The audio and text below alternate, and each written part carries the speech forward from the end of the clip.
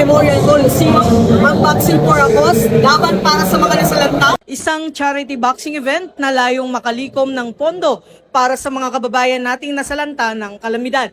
Dinaluhan ng naturang aktibidad ni Department of the Interior and Local Government, DILG Secretary John Vic Remulla, habang inaabangan naman ang lahat na pinakahihintay na laban sa pagitan ni Chief PNP Police General Nicolas Torre III at Davao City Mayor Sebastian Baste Duterte. Nasa venue na ngayon si Police General Torre III at inaasahang anumang sandali ay haharapin niya sa ring si Mayor Duterte. Dinagsari ng mga manonood ang nasabing Coliseum, patunay na mainit na suporta ng publiko sa adhikaing makapagatid ng tulong sa mga nangangailangan gamit ang palakasan bilang tulay sa pagkakaisa at malasakit. Mula rito sa Rizal Memorial Coliseum, ako si Patrolman Don Brosas, alagad ng batas, taga-tagumpay ng Balitang Pulis.